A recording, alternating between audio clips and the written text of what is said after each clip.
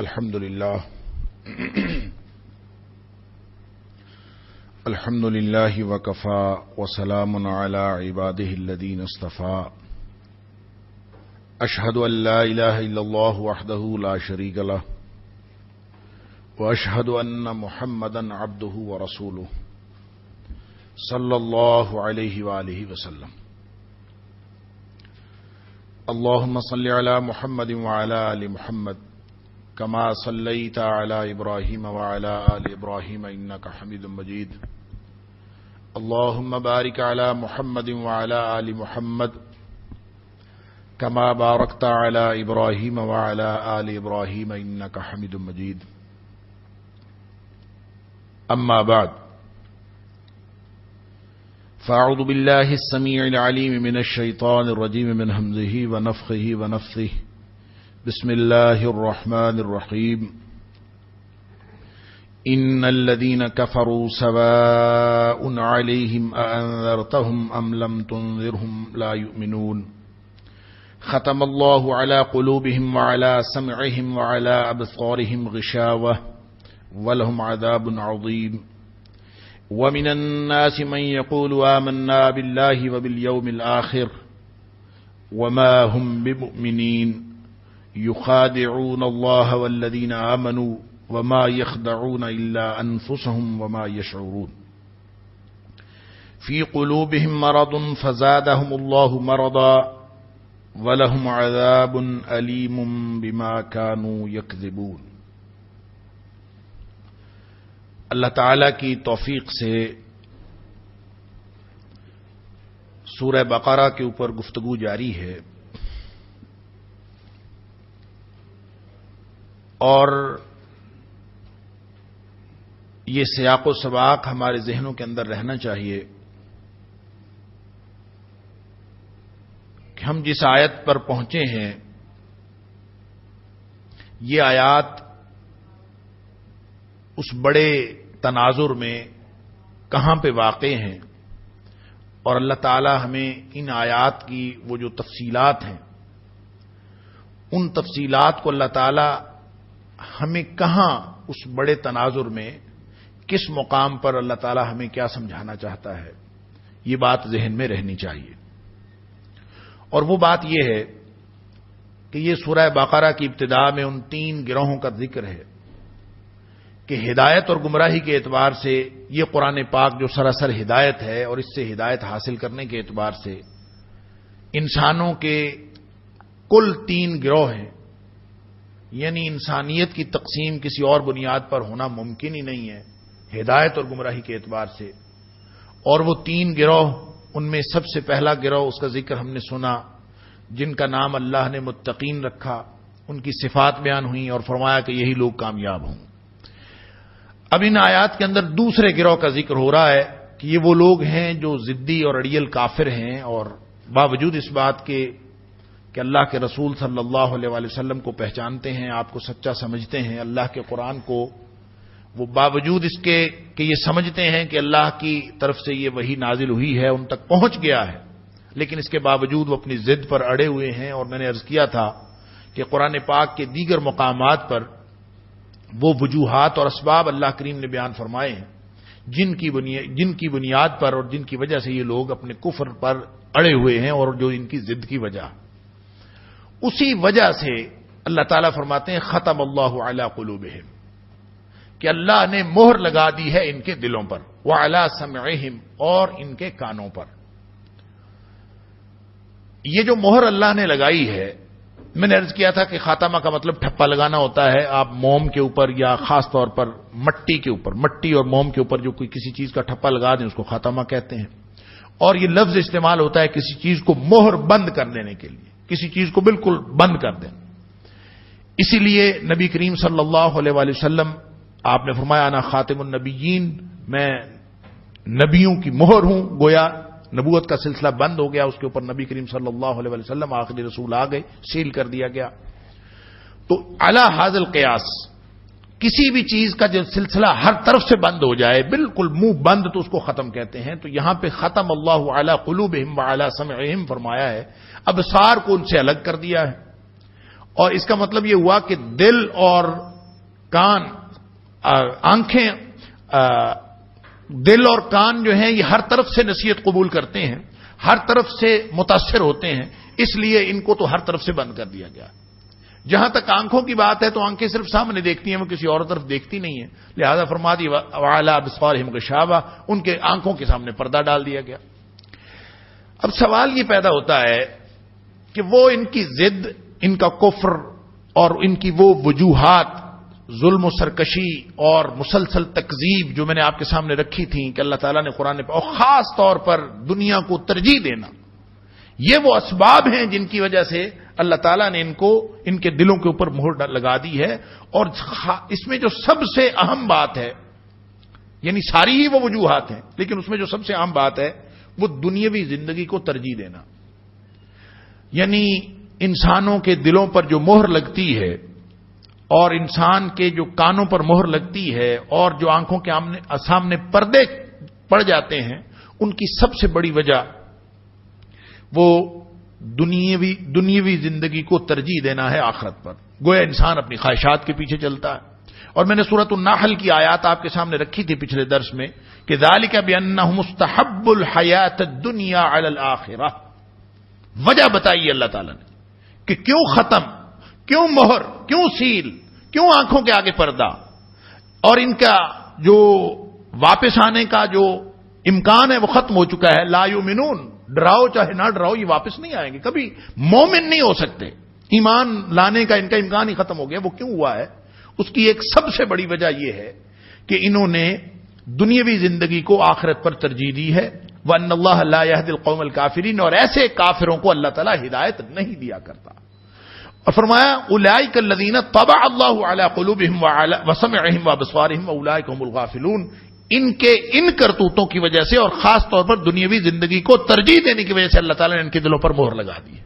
اولئک طبع اللہ علی قلوبہم، اللہ نے مہر لگا دی ہے، ڈھانپ دیا ہے، علی قلوبہم وسمعہم وابصارہم، آنکھیں بھی، دل بھی، سماعتیں بھی، واولئک هم الغافلون، اس وجہ سے یہ بنیادی بات ہے۔ اور یہ جو دنیاوی زندگی کو ترجیح دینا ہے، اس کے لیے اللہ تعالیٰ نے دیگر مقامات پر بھی سورۃ الاعلی میں بھی یہ فرمایا کہ جو لوگ قد افلح من تزکا وذکر اسم ربہ فصلی بل تؤثرون الحیاۃ الدنیا، کامیابی تو تمہارے لیے تھی، اور تین بنیادی شرائط ہیں۔ قد افلح من تزکا یعنی کامیابی کا اصول، تزکا ظاہر باطن پاک ہو، تزکیہ ہو، وذکر اسم ربہ فصلی اللہ کا ذکر ہو اور نمازیں چل رہی ہوں، پوری زندگی میں اللہ کی یاد ہو۔ اگر یہ تین باتیں ہیں تو قد افلح، وہ کامیاب ہیں، یہ پہلے لوگوں کی صفت ہے۔ تو یہ جو دوسرے ہیں بل تؤثرون الحیات الدنیا، تمہیں جو بیماری پڑی ہوئی ہے وہ یہ ہے کہ تم دنیاوی زندگی کو ترجیح دے بیٹھتے ہو، اصل مسئلہ یہ ہے بل تؤثرون الحیات الدنیا۔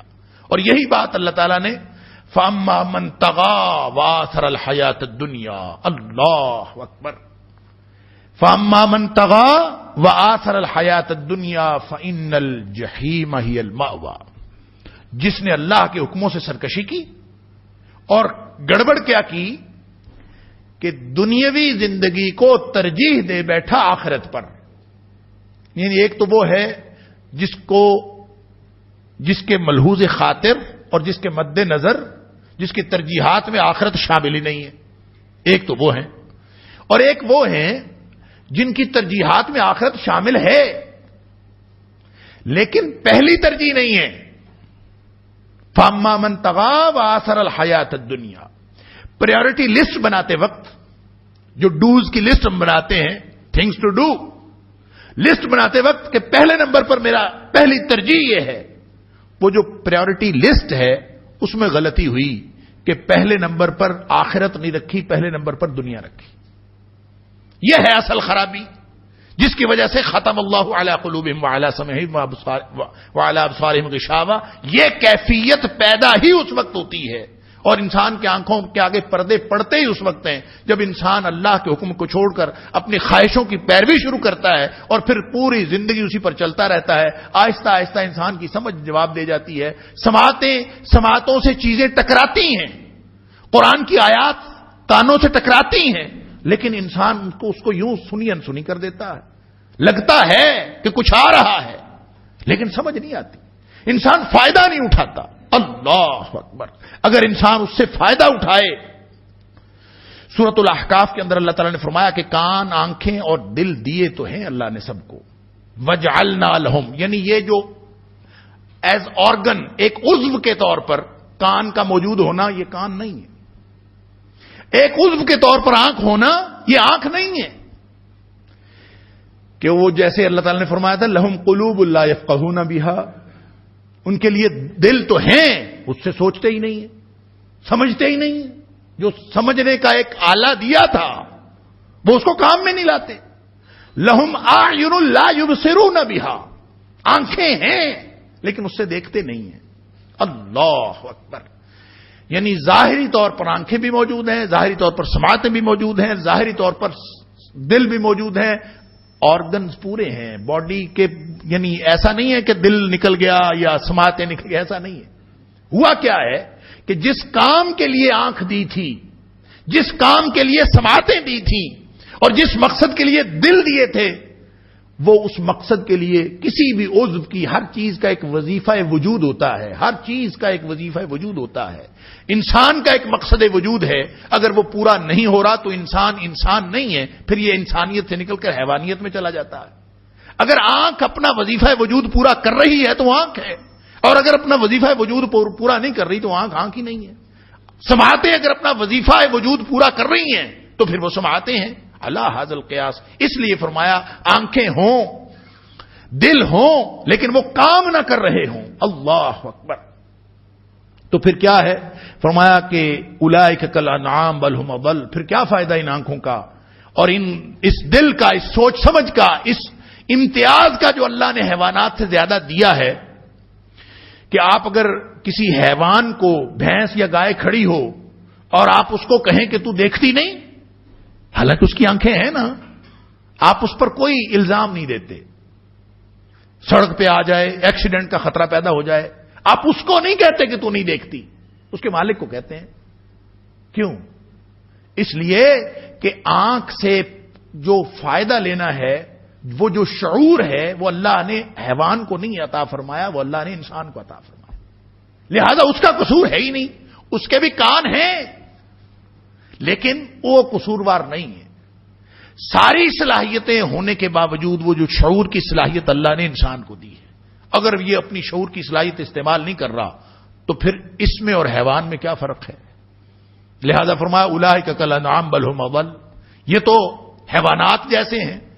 بل هم اضل، بلکہ ان سے بھی گئے گزرے ہیں. اللہ اکبر. یہ جو بل هم اضل ہے نا، مجھے یوں لگتا ہے کہ یہ حالانکہ اللہ تعالیٰ فرما سکتا تھا اولئک اضل الانعام. سیدھا فکرہ تو یہی بنتا ہے کہ یہ چوپایوں سے اور حیوانات سے گئے گزرے ہیں. سیدھا فکرہ تو یہی بنتا تھا، لیکن یوں نہیں فرمایا. فرمایا اولئک کالانعام، یہ حیوانات جیسے ہیں. بل هم اضل، بلکہ ان کے سے بھی گئے گزرے ہیں. سمجھانا یہ مقصود ہے کہ اگر حیوانات کی طرح کہہ دیا جائے تو حیوانات تو اپنا وظیفہ وجود ادا کر رہا ہے. حیوان اپنا وظیفہ وجود ادا کر رہا ہے. گدھا اگر اپنا کام کر رہا ہے تو وہ گدھا اس انسان سے بہتر ہے جو انسان اپنا کام نہیں کر رہا. گھوڑا اور کوئی بھی حیوان، بھیڑ بکریاں اور گائے بھینسیں، اگر وہ اپنا وظیفہ وجود ادا کر رہی ہیں، حتیٰ کہ کتا بھی اور وہ جنگل کے درندے بھی جو اپنا وظیفہ وجود ادا کر رہے ہیں، اس انسان سے بہتر ہیں جو انسان اپنا وظیفہ وجود ادا نہیں کر رہا. لہذا فرمایا کہ اولئک کالانعام. پہلے یہ توجہ دلائی کہ یہ حیوانات جیسے ہیں، اور پھر اس میں ترمیم فرمائی بل هم اضل. حیوانات جیسے نہیں، جنگل کے چوہے بلی ان سے بہتر ہیں. یہ ان سے بھی گئے گزرے اس لیے کہ یہ وظیفہ وجود ادا نہیں کر رہے. اور فرمایا کہ کان، آنکھ، ناک دیے تھے. وجعلنا لهم سمعا وابصارا وافئدہ. ہم نے ان کو کان بھی دیے، آنکھیں بھی دیں، سماعتیں بھی دیں.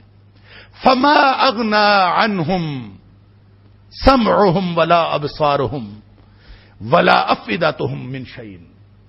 نہ ان کی آنکھوں نے ان کو کوئی فائدہ دیا، نہ ان کی سماعتوں نے ان کو کوئی فائدہ دیا. سورہ احقاف کے اندر اللہ تعالیٰ نے فرمایا نہ ان کی آنکھوں نے کوئی فائدہ دیا، نہ ان کی سماعتوں نے فائدہ دیا، نہ ان کے دل نے کوئی فائدہ دیا. کیسے پتا چلا فائدہ نہیں دیا؟ یہ کب پتہ چلتا ہے کہ فائدہ نہیں ہو رہا؟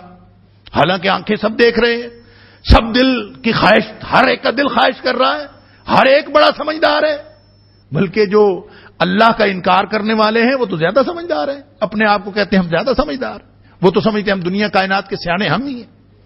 کیسے پتہ چلتا ہے؟ سورہ احقاف میں فرمایا فما اغنى عنهم سمعهم ولا ابصارهم ولا افئدتهم، نہ سماعتوں نے فائدہ دیا، نہ آنکھوں نے فائدہ دیا، نہ دل نے فائدہ دیا، من شيء کچھ بھی فائدہ نہ ہوا، سارے اعضاء ہونے کا کوئی فائدہ نہ ہوا۔ کیسے پتہ چلا؟ اذ كانوا يجحدون بآيات اللہ، جب وہ اللہ کی آیتوں کا انکار کرتے ہیں، جب اللہ کی آیتوں کو سمجھتے نہیں ان کے دل، ان کی سماعتوں سے اللہ کی آیتیں ٹکراتی ہیں، ان کے دل و دماغ میں کوئی تبدیلی پیدا نہیں ہوتی، ان کی زندگی میں کوئی تبدیلی پیدا نہیں ہوتی، ان کی آنکھیں دیکھتی ہیں، سب کچھ اپنی آنکھوں سے دیکھتی ہیں، لیکن ان کے اندر کوئی انقلاب پیدا نہیں ہوتا۔ فرمایا اذ كانوا يجحدون بآیات اللہ، جو اللہ کی آیتوں کا انکار کر رہا ہے، گویا اس کی آنکھیں، اس کے سماعتیں اور اس کے دل وہ اپنا کام کرنا چھوڑ گئے ہیں، اب ان کے اوپر پردے پڑ گئے ہیں۔ اللہ اکبر۔ لیکن اس فعل کی نسبت اللہ تعالیٰ نے اپنی طرف فرمائی، ختم اللہ، طبع اللہ، اللہ نے مہر لگائی، طبع اللہ، اور وہاں بھی یہی فرمایا کہ مہر لگائی اللہ نے۔ تو یہ جو اللہ کی طرف نسبت ہے یہ بعض اوقات غلط فہمی پیدا کرتی ہے کہ اللہ تعالیٰ نے مہر لگا دی، اب اس بیچارے کا کیا قصور جس کے دل دماغ پر اللہ نے مہر لگا دی ہو۔ تو یہ ذہن میں رہے کہ اللہ کبھی بھی کسی کے دل دماغ پر یوں مہر نہیں لگاتا۔ ہر شخص اپنے کرتوتوں سے، اپنے اعمال سے وہ اس قابل بنتا ہے کہ اس کی قوت اور اس کی استعداد جواب دے جاتی ہے، وہ خود بنتا ہے، خود اس نہج پہ پہنچتا ہے۔ اس کے لیے میں 2 حدیثیں بھی آپ کے سامنے پیش کروں گا، لیکن سوال یہ پیدا ہوتا ہے اگر انسان خود کرتا ہے تو اللہ کی طرف نسبت کیوں ہے؟ یعنی اگر انسان کرتا ہے تو کہہ دیا جاتا، جہاں کہیں بھی قرآن پاک میں ذکر ہوا ہے طبع اللہ، ختم اللہ، اللہ نے کر دیا اور اللہ نے ان کے دلوں پر مہر لگا دی، تو ان کے انسانوں کی طرف عمل کی نسبت کیوں نہیں کی گئی، اللہ کی طرف نسبت کیوں کی گئی ہے؟ اس کی وجہ یہ ہے کہ بنیادی طور پر جو قوت ہے، قوت کار، اور بنیادی طور پر جو صلاحیتیں ہیں وہ ساری اللہ کی عطا کردہ ہیں۔ انسان کی ایک بھی صلاحیت اس کی اپنی ذاتی نہیں، سب کی سب اللہ کی وہبی ہیں، اللہ تعالیٰ نے عطا کی ہیں، اور وہ عطا کردہ جو صلاحیتیں انسان استعمال کرتا ہے، لیکن اس کے جو نتائج ہیں یہ استعمال کرتا ہے اپنی مرضی سے، لیکن اس کے جو نتائج نکلتے ہیں وہ اگرچہ نکلتے اس بنیاد پر ہیں جو یہ کارکردگی پیش کرتا ہے، لیکن رزلٹ نکالتا تو اللہ تعالیٰ ہے نا۔ وہ فعل جو بھی اس دنیا میں جو کچھ رونما ہو رہا ہے سب اللہ کے ہاتھ میں۔ یہ تو ہم کہتے ہیں نا، ابراہیم علیہ السلام کہتے ہیں وَإِذَا مَرِضْتُ فَهُوَ يَشْفِينِ، میں بیمار ہوتا ہوں تو اللہ مجھے شفا دیتا ہے، حالانکہ بیمار کرنے والا بھی وہی ہے، بیماری بھی اسی کی طرف سے ہے، ہر چیز اللہ نے پیدا فرمائی ہے، لیکن وہ میں بیمار ہوتا ہوں گویا اپنی غفلت کی وجہ سے، وَهُوَ يَشْفِينِ، وہ مجھے شفا عطا فرما دیتا ہے۔ ہر کام کی جو نسبت ہے، اس کو یوں سمجھ لیجئے کہ کوئی بچہ امتحان دیتا ہے اور وہ پوری محنت کرتا ہے یا جیسی بھی کرتا ہے، وہ اپنی محنت کی بنیاد پر، اپنی کارکردگی کی بنیاد پر یا پاس ہو جاتا ہے یا فیل ہو جاتا ہے، لیکن وہ جو پاس اور فیل کرنے والا ہے وہ تو ایگزامینر ہے نا۔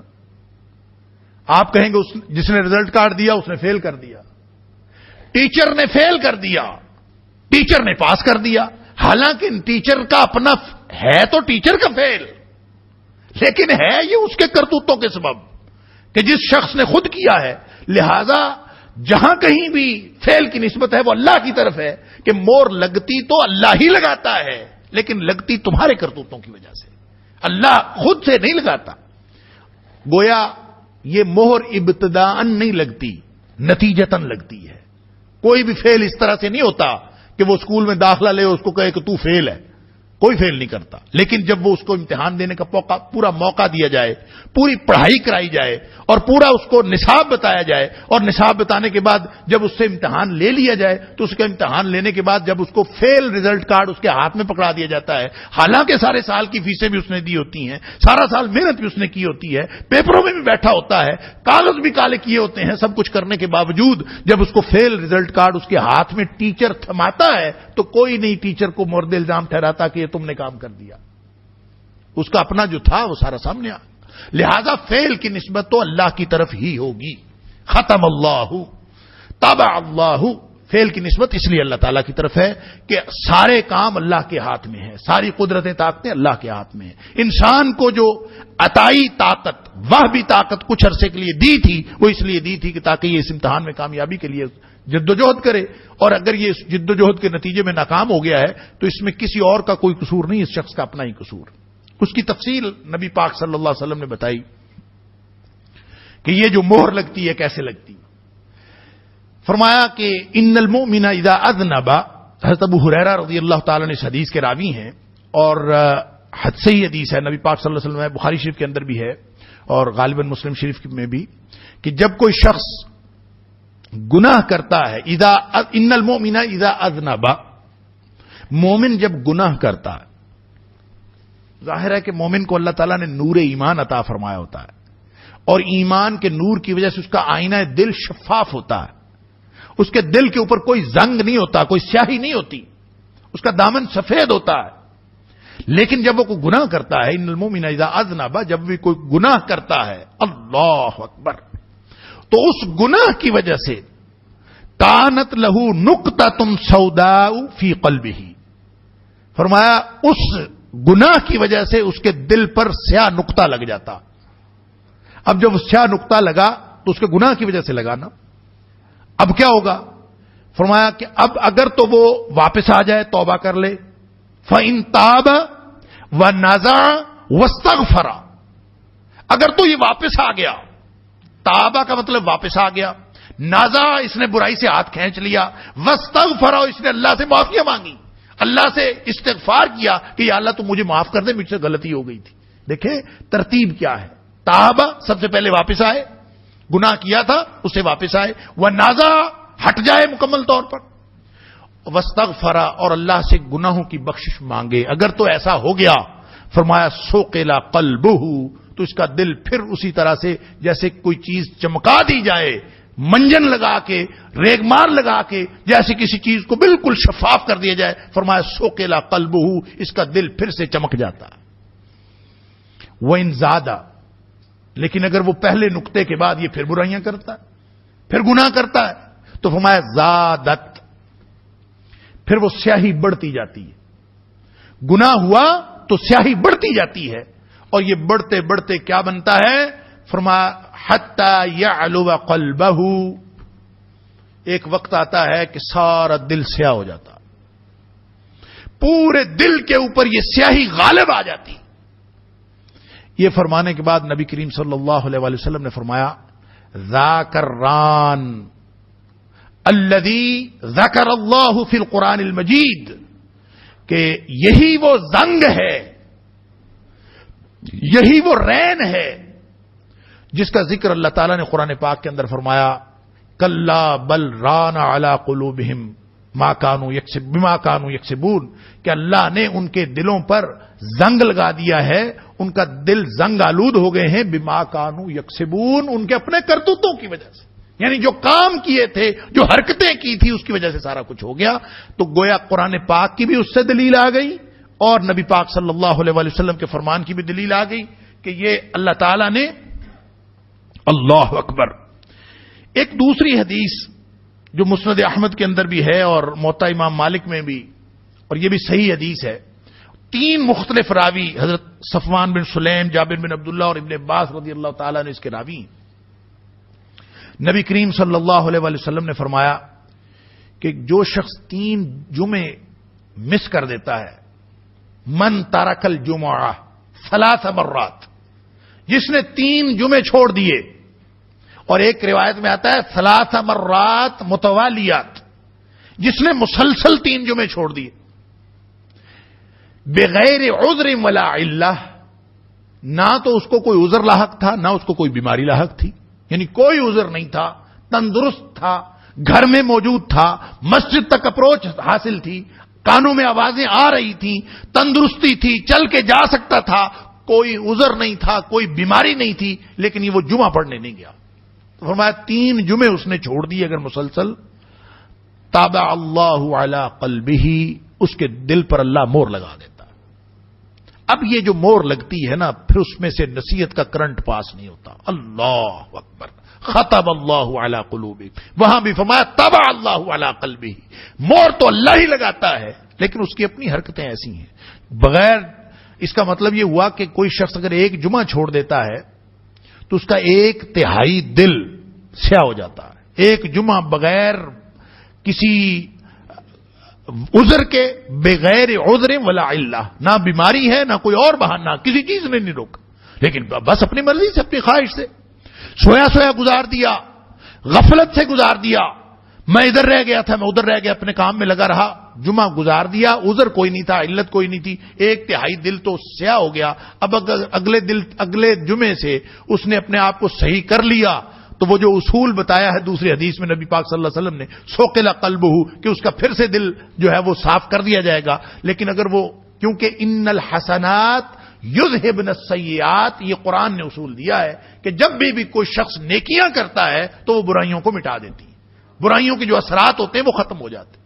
لہذا برائی کرنے کے بعد نیکیاں کرنا بڑا ضروری ہوتا، اس لیے کہ وہ پچھلا جو اثر ہے وہ اثرات ختم ہو جائیں اس کو کرنے کے لیے۔ تو اگر کوئی شخص اس طرح سے کرتا ہے تو وہ بچ جاتا ہے، نہیں تو 3 جمعے اگر اس کے مسلسل ہو گئے تو اس کے دل کے اوپر طبع اللہ علی قلبہ۔ اب آپ فرمائیں 4تھے جمعے اگر وہ مسجد میں جائے گا، اس کو مولوی کی بات سمجھ میں آئے گی؟ طبع اللہ علی قلبہ، دل پر جب مور لگ گئی تو پھر اس کی سمجھ میں آنے والی باتیں سمجھ میں نہیں آتی۔ تو یہی وجہ ہے کہ جو دنیاوی زندگی کو ترجیح دیتے ہیں آخرت پر، ان کی سمجھ میں قرآن نہیں آتا، ان کی سمجھ میں نبی پاک صلی اللہ علیہ وسلم کا فرمان نہیں آتا۔ آپ اس کو بتاتے جائیں، دیکھیں نا آپ براٹ اپ کیا ہے، ایسے اداروں میں پڑھے جو حیوان بنانے کے لیے ادارے ہیں، انسان بنانے کے ادارے نہیں ہیں، حیوان بنانے کے ادارے ہیں۔ حیوان کیا ہوتا ہے؟ حیوان کو اپنی روزی روٹی کی فکر ہوتی ہے۔ حیوان گھر سے نکلتا ہے صبح، روزی روٹی کے لیے نکلتا ہے، کھا لیا پی لیا اور اس کا مشن مکمل۔ انسان ان اداروں میں پڑھ کے اپنی روزی روٹی کی فکر میں نکلتا ہے، برائٹ فیوچر کی فکر میں نکلتا ہے۔ بِأَنَّ مُسْتَحَبُّ الْحَيَاةِ الدُّنْيَا عَلَى الْآخِرَةِ، آخرت تو ترجیح میں ہے ہی نہیں، کہیں لسٹ میں ہے ہی نہیں۔ میں یہ پوچھتا ہوں اپنے آپ سے اور آپ سے بھی کہ ہمارے پورے معاشرے میں جو ادارے، جن اداروں میں ہمارے بچے پروان چڑھ رہے ہیں، ان کو آخرت کے بارے میں کتنی اورینٹیشن ہے؟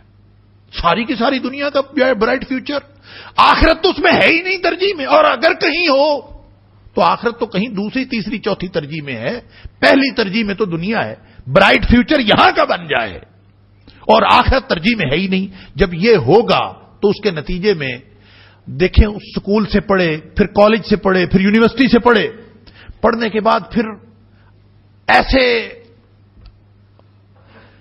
یہاں سے اسکالرشپ لیے باہر چلے گئے، باہر کے اداروں سے پڑھے، پڑھنے کے بعد پھر حکمران بن کے آپ کے ملک میں آ گئے، بڑے بڑے پوسٹوں کے اوپر آ گئے۔ آپ ان کو جا کر انسانیت کی باتیں بتاتے ہیں، آپ ان کو جا کر قرآن سناتے ہیں، آپ ان کو جا کر غم خاری کی، غم گساری کی باتیں بتاتے ہیں، تو وہ بیٹھ کے ہنستے ہیں کہ یہ کس دنیا کے لوگ ہیں، یہ کہاں سے آئے ہیں، کون سی باتیں کرتے ہیں۔ جب ان کو پوری زندگی ایک خاص نہج پہ گزری ہے اور نہ نماز، نہ جمعہ، نہ ذکر، نہ اللہ کی یاد، کچھ بھی نہیں ہے، اگر یہ ساری چیزیں زندگی میں ساتھ رہی ہوں تو دل کے اندر کوئی نرمی موجود ہو، دل کے اندر کوئی نصیحت کے اثر کرنے کی کوئی جگہ موجود ہو، جب یہ سارا کچھ نہیں ہوتا، تو یہی وجہ ہے کہ آپ کے سامنے آپ ٹکریں مار رہے ہوتے ہیں لوگوں کو سمجھانے کے لیے، اس کی سمجھ میں بات نہیں آتی۔ تو اگر جب تک اس پوری ملت کا اور پوری امت کا اور پوری قوم کا ٹریک چینج نہیں ہوگا، یہ دل رکھنے والے، یہ آنکھیں رکھنے والے، یہ سماعتیں رکھنے والے حیوانات ہیں جن کی حیثیت حیوانات سے بھی کمتر ہے، حیوانات کے برابر بھی نہیں۔ ظاہراً انسان نظر آتے ہیں. آپ کہتے ہیں انسانیت کہاں چلی گئی؟ بھئی انسانیت آئے کہاں سے؟ جس مقصد کے لیے دل دماغ بنائے تھے ان کی وہ پریکٹس ہی نہیں ہوئی، ان کے اوپر وہ زنگ چڑھ گیا ہے، وہ سیاہی چڑھ گئی ہے. اور اللہ تعالیٰ نے یہی فرمایا، یہی طبع اللہ علی قلبہ ہی ہے، یہی ختم اللہ علی قلوبہم ہے. اللہ تعالیٰ ہمیں ایسی کیفیت سے بچائے، اور اس سے بچنے کا طریقہ یہی ہے کہ وہ جو میں نے پہلے بھی کئی دفعہ حدیث عرض کی ہے کہ نبی کریم صلی اللہ علیہ وسلم نے فرمایا تھا ان القلوب لتصدع كما يصدع الحديد اذا اصابه الماء، کہ دلوں کو زنگ لگ جاتا ہے اسی طرح جیسے لوہا پانی میں پڑا رہے تو اس کو زنگ لگ جاتا ہے تو وہ بالکل بیکار ہو جاتا. ظاہر زنگ لگ جائے تو بیکار ہو جاتا، تو دل کو بھی زنگ لگ جائے تو یہ بیکار ہو جاتا ہے. تو جب دل بیکار ہو گیا تو دل سے ہی تو سارا کام چلتا ہے. ان فی الجسد مضغہ، یعنی دل کے جسم کے اندر ایک لوتھڑا ہے، وہ اگر صحیح ہو گیا تو سارا جسم صحیح ہو گیا، اگر وہ صحیح نہ ہوا تو سارا جسم خراب ہو گیا. تو وہ اسی لوتھڑے کا تو مسئلہ تھا، الا وہی القلب، اور وہ لوتھڑا دل تھا. دل زنگ آلود ہو گیا، معاملہ ختم. تو صحابی پوچھتے اللہ کے رسول صلی اللہ علیہ وسلم دل خراب ہو جائے، ایک دل ہی تھا، اب تو سنا دل چینج ہو جاتا ہے، اپنا دل نکالو کسی اور کا لگا لو. اللہ اکبر. لیکن دل سے مراد میں نے پہلے بھی عرض کیا وہ آرگن نہیں ہے، وہ تو موجود ہے، وہ گوشت کا لوتھڑا تو موجود ہے، وہ اپنا وظیفہ وجودیت کھو چکا ہے. جو اس کی بناوٹ، اس کے بننے کا، جو اس کا مقصد تخلیق تھا، جو اس کا وظیفہ وجود تھا، وہ ختم ہو چکا. تو صحابہ کرام کہتے ہیں اللہ کے رسول صلی اللہ علیہ وسلم اچھا دل پر زنگ لگ گیا، ختم ہو گیا، کیا کریں؟ کوئی طریقہ ہے کہ وہ ٹھیک ہو جائے؟ کہ سارا مدار دل پر تھا، دل خراب ہو گیا، اب کیا کریں؟ تو پوچھا ما جلاؤہا یا رسول اللہ صلی اللہ علیہ وسلم، اللہ کے رسول صلی اللہ علیہ وسلم دلوں کو اگر زنگ لگ جائے تو کوئی اس کا صفائی کا طریقہ ہے تو بتا دیجئے. نبی پاک صلی اللہ علیہ وسلم فرمایا ہاں ہے. فرمایا جو اس کا کثرت ذکر الموت و تلاوت القرآن، دو چیزیں دلوں کا زنگ صاف کرتی ہیں. ایک تو یہ ہے کہ موت کو زیادہ زیادہ یاد رکھا جائے اور اس کا تذکرہ کیا جائے، اس کو یاد رکھنا ہے. اور یاد کرنے کا مطلب یہ جو ذکر ہے اس میں دو چیزیں شامل ہوتی ہیں، ذہن کی حضوری اور زبان سے ادائیگی، یہ دونوں شامل ہیں ذکر میں. ذکر یہ نہیں ہے کہ آپ خاموشی سے بس یاد کر لیں، نہیں، ذکر کیا کریں، آپس میں تبادلہ خیال کیا کریں، موت کی باتیں کیا کریں، اپنے ذہن میں، دل و دماغ میں یہ بات بٹھایا کریں کہ اگلا مرحلہ تمہارا موت کا ہو سکتا ہے، ہم سب نے مرنا ہے اور مرنے سے پہلے پہلے موت کی تیاری کرنی ہے. اس سے دلوں کا زنگ اترے گا. آپ اس کا مذاکرہ کریں، اس کو یاد کریں. موت کی یاد سے زنگ اترتا ہے. اور دوسرا زنگ اترنے کا جو وہ ہے قرآن کی تلاوت، کہ قرآن پڑھو. اللہ کا شکر ہے ہم اس وقت قرآن پڑھ رہے ہیں، ہم قرآن پڑھنے اور پڑھانے کے لیے بیٹھے ہیں. اور نبی پاک صلی اللہ علیہ وسلم نے اسی لیے خوشخبری سنائی ہے کہ خیرکم من تعلم القرآن وعلمہ. دنیا کائنات میں سب سے بہتر لوگ وہی ہیں جو اپنے آپ کو قرآن کے ساتھ منسلک کر دیتے ہیں. دلوں کا زنگ بھی اسی سے اترتا ہے، عمل میں تبدیلی بھی اسی سے آتی ہے، زندگی میں انقلاب بھی اسی سے آتا ہے. اللہ کرے کہ ہماری زندگیوں میں وہ انقلاب پیدا ہو جائے، ہمارے دلوں کی سیاہی اتر جائے، ہمارے دلوں کا زنگ اتر جائے. ختم اللہ علی قلوبہم وعلی سمعہم وعلی ابصارہم غشاوہ. یہ ہے مطلب کہ اعضاء موجود ہیں. دنیا کائنات میں سب سے بہتر لوگ وہی ہیں جو اپنے آپ کو قرآن کے ساتھ منسلک کر دیتے ہیں. دلوں کا زنگ بھی اسی سے اترتا ہے، عمل میں تبدیلی بھی اسی سے آتی ہے، زندگی میں انقلاب بھی اسی سے آتا ہے. اللہ کرے کہ ہماری زندگیوں میں وہ انقلاب پیدا ہو جائے، ہمارے دلوں کی سیاہی اتر جائے، ہمارے دلوں کا زنگ اتر جائے. ختم اللہ علی قلوبہم وعلی سمعہم وعلی ابصارہم غشاوہ. یہ ہے مطلب کہ اعضاء موجود ہیں لیکن وہ کام نہیں کر رہے، اور جب وہ کام نہیں کر رہے تو وَلَهُمْ عَذَابٌ عَظِيمٌ. یہ ہے وہ ان کی کیفیت کہ وہ واپس آتے نہیں. لا یؤمنون. پہلے فرمایا کہ وہ مومن نہیں ہو سکتے، اب فرمایا کہ چونکہ وہ مومن نہیں ہو سکتے لہذا ان کے لیے بڑا عذاب ہے. اور یہ بڑے عذاب سے کیا مراد ہے؟ مفسرین نے لکھا ہے کہ اس سے مراد صرف آخرت کا عذاب نہیں ہے، اللہ تعالیٰ دنیا میں بھی عذاب میں مبتلا کرتا ہے. دنیا میں رسوائیوں کے عذاب آتے ہیں، لوگوں کے اوپر جو قتل عام کے جو عذاب ہیں وہ آتے ہیں، خون ریزیاں ہوتی ہیں، اور پھر عزتیں پامال ہوتی ہیں، رسوائیاں ہوتی ہیں، اولادیں جو ہیں وہ ساری کی ساری انسان والدین کے ہاتھوں سے نکل جاتی ہیں، اولادیں رسوائی کا باعث بنتی ہیں. اللہ حاضل قیاس، یہ سارے کے سارے وَلَهُمْ عَذَابٌ عَظِيمٌ کی شکلیں ہیں، اور اصل عذاب تو آخرت میں ہے. دنیا میں ہو سکتا ہے کہ کوئی شخص آپ کو بہت ملے ایسی کیفیت میں کہ آپ سمجھیں کہ وہ نافرمانیاں بھی کر رہا ہے، لیکن اس کے اوپر کوئی عذاب نہیں آیا، وہ تو بڑے خوشحالی میں زندگی گزار رہا ہے. تو اللہ تعالیٰ فرماتے ہیں وَلَا يَغُرَّنَّكَ تَقَلُّبُ الَّذِينَ كَفَرُوا فِي الْبِلَادِ، یہ جو کفار دنیا میں موج میں لے کرتے پھر رہے ہیں، ان کی زندگی تمہیں کسی دھوکے میں مبتلا نہ کرے.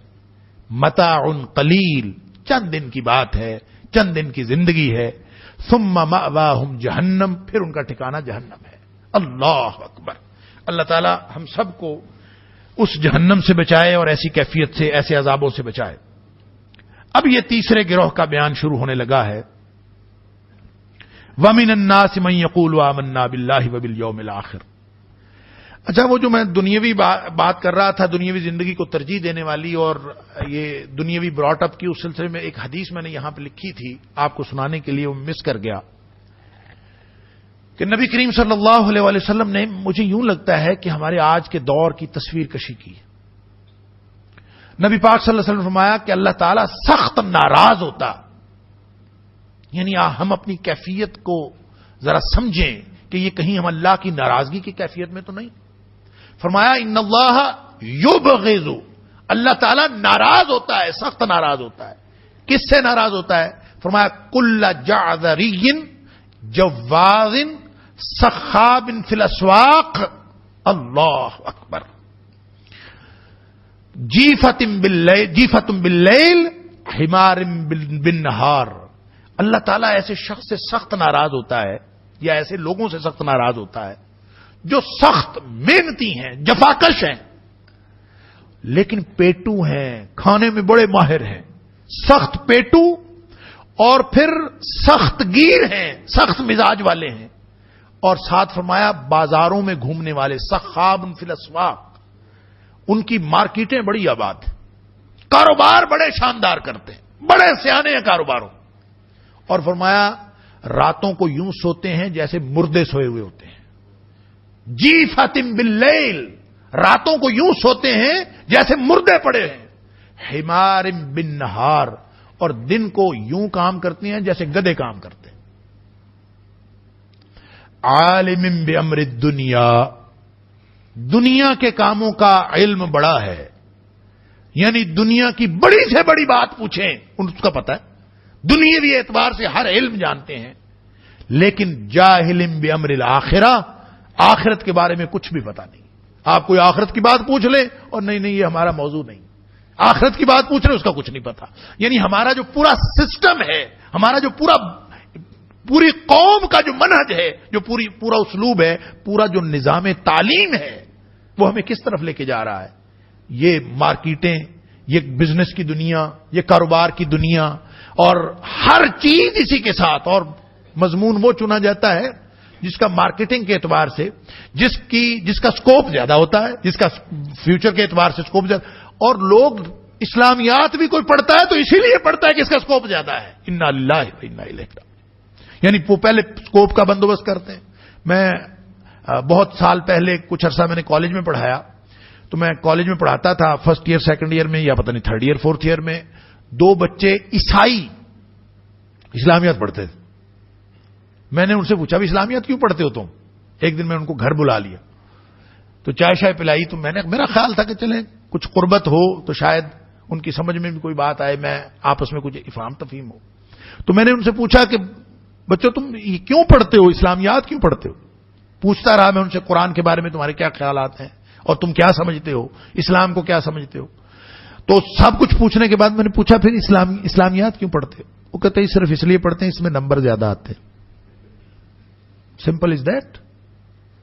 سکوپ، اگر سکوپ ہے تو وہ سبجیکٹ لینا ہے.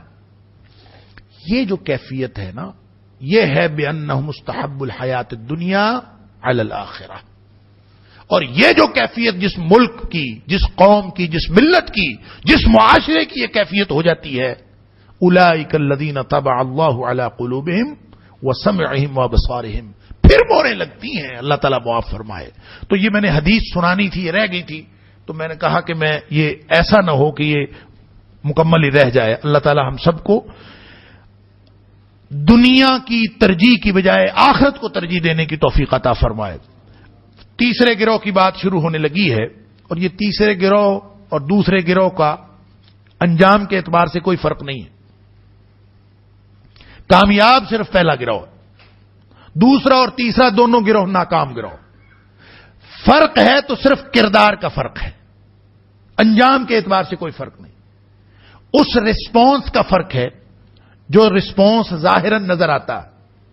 ظاہراً جو اللہ کے قرآن اور نبی پاک صلی اللہ علیہ وسلم کا فرمان، اللہ کی لائی ہوئی ہدایت کو جو لوگ رسپونڈ کرتے ہیں اور ان کی جو ریسپشن کا انداز ہے، صرف اس میں فرق ہے، وگرنہ انجام میں یہ دوسرا اور تیسرا گروہ ایک ہی. فرمایا وَمِنَ النَّاسِ، اور لوگوں میں سے کچھ لوگ ایسے بھی ہیں. اس کا مطلب یہ ہے کہ یہ جو وَمِنَ النَّاسِ ہے نا، ان میں نہ متقین شامل ہیں نہ یہ کافرین شامل ہیں. وہ دو گروہ تو ہو گئے اسپیسیفک. اس کے علاوہ جو لوگ ہیں وہ ایسے بھی ہیں. وہ کیا کرتے ہیں؟ من یقول، جو کہتے ہیں آمنا باللہ وبالیوم الآخر، ہم ایمان لائے اللہ پر اور آخرت پر. اندازہ فرمائیے کہ جو یہ کہہ دے، اقرار باللسان کر لے کہ میں اللہ پر اور آخرت کے دن پر ایمان لایا، وہ تو مومن ہے. یعنی وہ ایمان لایا ہے تو اقرار بھی کر رہا ہے میں لایا ہوں، اور اس کو تو مومن ہونا چاہیے. لیکن اللہ تعالیٰ فرماتے ہیں وما ہم بمؤمنین، وہ مومن نہیں. وما ہم، اور وہ نہیں ہے. یہ جو اور ہے نا، واو کئی قسم کا ہوتا ہے. ایک کو کہتے ہیں واو عاطفہ، اور واو تفسیری بھی ہوتا ہے، واو حالیہ بھی ہوتا ہے. واو عاطفہ تو وہ ہے جس کو ہم اور کہہ دیتے ہیں دو چیزوں میں فرق ڈالنے کے لیے. اور واو تفسیری بعض اوقات آتا ہے ایک طرح کی دو چیزوں کے درمیان صرف اسی کی تفسیر بیان کرتے ہوئے. جیسے ہم کہہ دیتے ہیں مودت و رحمت، تو یہ ایک ہی بات کو واضح کرنے کے لیے درمیان میں تفسیر ہے. یہ ہے واو حالیہ. اس کا معنی اس حال میں کہ، یعنی اصل حالات بتانے کے لیے. یہ واو اس وقت کے حالات بتاتا ہے. وما ہم بمؤمنین، حال یہ ہے کہ، یعنی حالانکہ ما ہم بمؤمنین، نہیں ہے وہ مومن. وہ مومن نہیں ہے، کہتے ہیں ہم مومن ہیں. تو اس کا مطلب ہے کہ دنیا میں ایک گروہ، یعنی ٹوٹل 3 گروہ ہے. ایک تو وہ مان لینے والے، ایک وہ جو نہیں ماننے والے، اور ایک تیسرا گروہ وہ ہے جو کہتے ہیں کہ ہم نے مان لیا. وما ہم بمؤمنین، حقیقت میں نہیں مانا. یہاں پہ اللہ تعالیٰ نے صرف یہ ذکر فرمایا آگے اگلی آیات میں کہ ان کے دلوں میں بیماری ہے. یہ نہیں فرمایا کہ کون ہے، نام نہیں لیا. سورہ نساء میں جا کے ان کا نام لیا ہے، پھر آگے سورہ منافقون ہے اس میں بھی نام لیا ہے. تو پتہ چلا کہ یہ منافق ہیں. لہذا یہاں ترجمہ اور تفسیر کرنے والے ہمارے سارے مفسرین اور مترجمین وہ اس میں سمجھنے میں کوئی دقت نہیں ہوتی کہ ان سے مراد منافقین. ایک ہو گئے کافرین، ایک ہو گئے متقین، اور تیسرے ہو گئے منافقین. اور بات سمجھ میں یہی آتی ہے کہ یہ ٹھیک ہے. اب وہ بیماری سے مراد بھی نفاق کی بیماری ہوئی. مسئلہ اصل میں یہ ہے کہ اگر اس سے مراد منافقین ہی تھے یا صرف منافقین ہی اس سے مراد تھے، منافق کیا ہوتا ہے اور اس کی کیا تفصیلات ہیں وہ بھی ہم دیکھتے ہیں انشاءاللہ. اگر اس سے مراد صرف منافقین تھے تو اللہ تعالیٰ یہاں پہ ان کا نام لے لیتا کہ منافقین ہیں. یہاں پہ نام نہ لینے کی جو وجہ سمجھ میں آتی ہے وہ یہ ہے کہ یہ بہت سے لوگوں کا کردار ہو سکتا ہے. بہت سارے لوگ ایسے ہو سکتے ہیں کہ جو بظاہر کافرین میں ہو لیکن ان کا کردار یہ ہو. ایسے ہو سکتے ہیں کہ جو بظاہر متقین میں ہو لیکن ان کا کردار یہ ہو. اور یہ تمام لوگوں میں سے ایسے ہو سکتے ہیں. تو جس کا بھی یہ کردار ہوگا قیامت تک وہ انہی میں شامل ہوگا. اور کردار کیا ہے؟ یقول آمنا باللہ والیوم الآخر، ہم ایمان رکھتے ہیں اللہ پر اور آخرت کے دن پر. یہاں پہ اسپیسیفک تناظر اس کا یہ ہے، اسپیسیفک ریفرنس، خاص تناظر اس کا یہ ہے کہ یہود مدینہ جو مدینہ منورہ کے یہودی تھے، وہاں پہ رہنے والے، وہ نبی کریم صلی اللہ علیہ وسلم کے پاس آتے تھے تو وہ یہ کہتے تھے کہ ہم آخرت پر بھی ایمان رکھتے ہیں، ہم اللہ پر بھی ایمان رکھتے ہیں. اگر کوئی اختلاف تھا تو وہ تو صرف نبی کریم صلی اللہ علیہ وسلم کے ساتھ تھا. یعنی نبی کریم صلی اللہ علیہ وسلم کو نہیں مانتے تھے، آخرت پر ایمان رکھتے تھے اور اللہ پر ایمان رکھتے تھے. تو اس سے ایک تو بات یہ سمجھ میں آئی کہ جو کوئی بھی اللہ اور اس کے اللہ پر ایمان رکھتا ہو اور آخرت پر بھی ایمان رکھتا ہو لیکن نبی کریم صلی اللہ علیہ وسلم پر ایمان نہ رکھتا ہو تو اس کا ایمان قابل قبول نہیں. ایک تو بات یہ سمجھ میں آئی. دوسری بات یہ ہے کہ ایمان ہے ہی مرکب، ایمان مفرد چیز نہیں ہے، اور ایمان میں صرف یہ تین چیزیں بھی شامل نہیں ہیں، یعنی ایمان باللہ، ایمان بالآخرہ اور ایمان بالرسالہ، یہ تین شامل نہیں ہیں، بلکہ ایمان کے اندر تو بے شمار تفصیلات ہیں. ایمان کے اندر یہ بھی ہے کہ جنت دوزخ کو مان لیا جائے، ایمان کے اندر یہ بھی ہے کہ اللہ کے فرشتوں کو مان لیا جائے، ایمان کے اندر یہ بھی ہے کہ اللہ کے تمام رسولوں کو مانا جائے، اللہ کی کتابوں کو مانا جائے، اچھی اور بری تقدیر کو مانا جائے. ایمان مفصل اور ایمان مجمل آپ پڑھتے ہیں، یہ ساری تفصیلات ہوں گی، ہر چیز پر ایمان رکھا جائے گا. اور وہ جو تفصیلات نبی کریم صلی اللہ علیہ وسلم نے بتائی ہیں ان تمام تفصیلات پر اگر ایمان رکھا جائے گا تو اس کو ایمان کہا جائے گا. اور اگر ان تمام اجزاء میں سے، تمام اجزائے ایمان میں سے کوئی ایک جز بھی مسنگ ہوگا یا کسی ایک جز میں نقص ہوگا تو اس کا ایمان قابل اعتبار نہیں. جس کا رسالت پر ایمان وہ ڈیمیج ہو گیا اور وہ درست ایمان نہیں ہے، اس کے اندر خرابی ہے. رسالت پر ایمان میں اگر خرابی ہے تو اس کا اللہ پر ایمان بھی قابل اعتبار نہیں ہے، اس کا آخرت پر بھی ایمان قابل اعتبار نہیں. اس کی وجہ یہ ہے کہ اللہ کا تعارف کروانے والا اور آخرت کا تعارف کروانے والا اور آخرت کی جواب دہی کی تیاری کروانے والا وہ تو رسول ہی ہوتا ہے. رسالت ہوتی ہے تو پھر آخرت ہوتی ہے، رسالت ہوتی ہے تو اللہ کا تعارف ہوتا ہے، رسالت ہوتی ہے تو پورے ایمان کی جزیات کا پتہ چلتا ہے. نبی کریم صلی اللہ علیہ وسلم نے فرمایا کہ ایمان کی تو 70 سے اوپر شاخیں ہیں، اور اس کی سب سے چھوٹی، سب سے ادنا بات یہ ہے کہ جب کسی راستے میں اماطۃ الاذى عن الطریق، کہ تم کسی راستے پر جا رہے ہو، کوئی تکلیف دہ چیز راستے میں پڑی ہوئی ہے، تم اس کو ہٹا دو، یہ بھی ایمان ہے. گویا ایمان کی تمام تر تفصیلات، اس کے ساتھ اگر ایمان ہوگا تو وہ مومن ہے. اور اگر وہ ساری تفصیلات نہیں ہیں، ان میں سے کسی ایک پر کوئی شخص کہے میں جنت دوزخ کو نہیں مانتا، باقی میں ہر چیز کو مانتا ہوں، تو جو جنت دوزخ کو نہیں مانتا وہ نبی پاک صلی اللہ علیہ وسلم کو کیسے مانتا ہے؟ کیوں؟ اس لیے کہ جنت دوزخ کی خبر نبی کریم صلی اللہ علیہ وسلم نے دی ہے. جنت دوزخ کی کو نہ ماننے والا قرآن کو کب مانتا ہے؟ وہ کہتے ہیں جی عذاب قبر قرآن میں دکھائیں. بہت سارے سوالات آتے ہیں، لوگ مجھے لکھتے ہیں، ای میلز آتی ہیں، جی عذاب قبر کہیں قرآن میں ہے؟ چونکہ قرآن میں نہیں ہے لہذا کہیں بھی نہیں. اور اللہ کے بندو، سمجھنے کی بات یہ ہے، ویسے تو قرآن کی بہت ساری آیات ہیں جو عذاب قبر کی نشاندہی کرتی، لیکن سمجھنے کی بات یہ ہے کہ اگر عذاب قبر کے بارے میں نبی کریم صلی اللہ علیہ وسلم نے بتا دیا ہے تو وہ ایسا ہی ہے جیسے قرآن نے بتا دیا. ابن مسعود رضی اللہ تعالیٰ عنہ والی وہ روایت آپ کو معلوم ہے کہ انہوں نے جب کسی خاتون کو منع کیا جوڑا کرنے سے کہ تم یہ جوڑا نہ کیا کرو، اللہ نے قرآن میں منع کیا ہے. وہ خاتون حیران ہو گئی، کہتی ہے کہ ابن مسعود میں نے تو پورا قرآن پڑھا ہے، وہاں تو جوڑے کا ذکر ہی نہیں ہے، تم کیسے کہتے ہو کہ اللہ نے قرآن میں منع کیا؟ اللہ اکبر. تو نبی حضرت عبداللہ بن مسعود رضی اللہ تعالی نے فرمایا کہ تم نے یہ نہیں پڑھا کہ وما آتاکم الرسول فخذوہ وما نہاکم عنہ فانتہوا، جو اللہ کا رسول صلی اللہ علیہ وسلم تمہیں دے وہ لے لو اور جس سے منع کرے اس سے رک جاؤ. کہتی یہ تو پڑھا ہے. تو کہا پھر نبی کریم صلی اللہ علیہ وسلم نے جڑا کرنے سے منع فرمایا ہے تو اس کا مطلب یہی ہے نا کہ اللہ نے قرآن میں منع فرمایا. تو کیا فرق رہ جاتا ہے عقیدہ رسالت میں اور عقیدہ توحید میں اور عقیدہ آخرت میں؟ یہ سارے باہم ملے ہوئے ہیں، اس لیے ایمان مرکب چیز ہے. تو جو کہے کہ میں اللہ کو مانتا ہوں، آخرت کو مانتا ہوں، نبی کریم صلی اللہ علیہ وسلم کو نہیں مانتا یا ان میں نقص مانتا ہوں رسالت میں، اس کا نہ عقیدہ توحید قابل اعتبار ہے نہ اس کا عقیدہ آخرت قابل اعتبار ہے. وہ سارے کا سارا اس کا ایمان نہ قابل اعتبار ہے، نہ اس کا دنیا میں اعتبار کیا جائے گا نہ اس کا آخرت میں اعتبار کیا جائے گا. اللہ تعالی ہم پر رحمت فرمائے. اب کہتا وہ یہ ہے کہ میں مومن ہوں، حقیقت میں مومن کوئی نہیں ہے. تو اس میں یہ جو میں نے عرض کیا کہ ان کو منافق کہا جاتا ہے، یہ منافق ہوتا کون ہے؟ بنیادی طور پر یہ سمجھ لیجئے کہ یہ نفاق کا جو لفظ ہے نا، عربی لغت میں یہ جو لوگ سعودی عرب وغیرہ جاتے ہیں ان کو معلوم ہوگا کہ یہ جو سرنگیں بنی ہوئی نا وہاں، ان کو نفق کہتے ہیں. اور سرنگ کو نفق اس لیے کہتے ہیں کہ ان کے دونوں سرے کھلے ہوتے ہیں.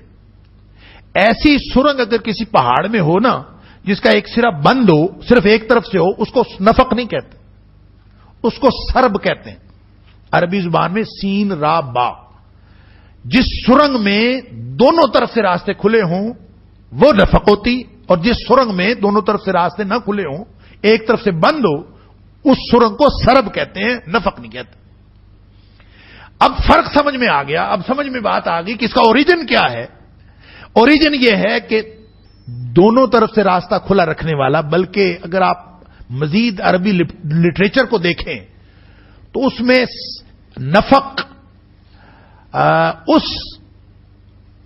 یعنی چوہے جو بل بناتے ہیں نا، ان کے بارے میں یہ مشہور ہے کہ چوہے جہاں بھی بل بناتے ہیں وہ ان کے بہت سارے سوراخ رکھتے ہیں، اور بہت سارے سوراخوں میں سے کوئی ایک آدھ سوراخ ایسا رکھتے ہیں جس کے آگے تھوڑی سی مٹی ڈال لیتے ہیں، اس کو بند رکھتے ہیں، اور بوقت ضرورت ذرا سی ٹھوکر سے اس کو کھول لیتے ہیں. وہ جو ذرا سی مٹی ڈال کے بند کیا ہوا سوراخ ہے نا، اس کو نفق کہتے ہیں کہ وہ جو رکھا ہوا ہے اور بوقت ضرورت کھول لیا جائے گا.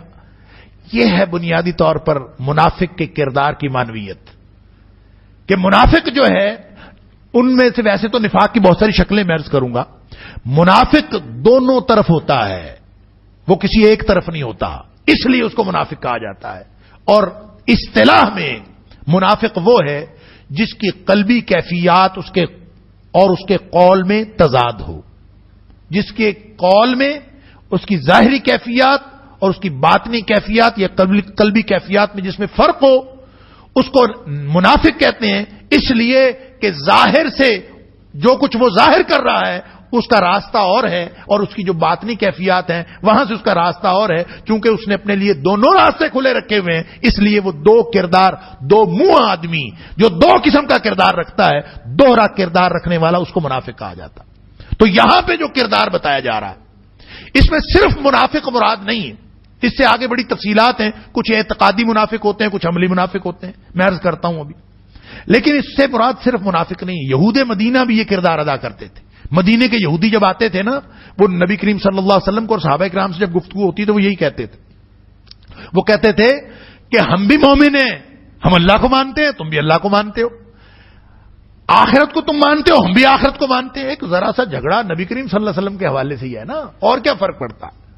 مجھے کئی سال پہلے ایک مرزائی سے ملاقات ہوئی تو میرے سے گفتگو کرنے لگا مرزا کے بارے میں. میں نے کہا بھی ہاں، آپ نے اگر میرے سے گفتگو کرنی ہے تو میں ایک شرط پہ کروں گا. جی کیا شرط ہے؟ میں نے کہا بھی اگر مرزائیت سچی ہے، اگر تمہارا نقطہ نظر سچا ہے تو مجھے قائل کر لینا دلائل کے ساتھ، اور اگر تم مجھے قائل نہ کر سکو تو پھر میں دلائل دوں گا، پھر تم قائل ہو جانا. تو یا مجھے مرزائی کر لینا تم، یا میں تمہیں مسلمان کر لوں گا. دونوں میں سے کوئی ایک کام ہونا چاہیے، وگرنہ ہماری گفتگو کا فائدہ ہی کوئی نہیں، پھر تو بحث برائے بحث ہے. تو میں نے کہا میں تمہارے ساتھ گفتگو اس شرط پہ کروں گا، کرو بات، یا مجھے مرزائی کر لو یا خود مسلمان ہو جاؤ. تو دلائل کا تبادلہ کر لیتے ہیں. کہتا نہیں یہ کوئی ضروری ہے. میں نے کہا یہی تو ضروری ہے، وگرنہ تو بحث برائے بحث ہے، مناظرہ کرنا ہے. میں نے تو مناظرہ نہیں کرنا، میں مناظر نہیں ہوں، لیکن اگر یہ شرط رکھو تو پھر میں بات کر لیتا ہوں. اور نہیں چھوڑو، یہ ساری باتیں چھوڑو، کوئی فرق تو ہے نہیں ہمارے درمیان. توحید کو آپ مانتے، توحید کو ہم مانتے، آخرت کو آپ مانتے، آخرت کو ہم. اس نے ساری تفصیلات گنوائی کہ سب کو مانتے ہیں، اور اس میں ذرا سا ہی فرق ہے نا، یہ ذرا سا فرق. یہ ہے وہ کردار جو اللہ تعالیٰ بتا رہا ہے. وَمِنَ النَّاسِ مَن يَقُولُ آمَنَّا بِاللَّهِ وَبِالْيَوْمِ الْآخِرِ. اللہ تعالیٰ نے سرٹیفکیٹ دے دیا کہ جو یہ کہتا ہے نا کہ بس یہ ذرا سا فرق ہے، وَمَا هُمْ بِمُؤْمِنِينَ، ایمان کوئی نہیں ان کے دلوں میں.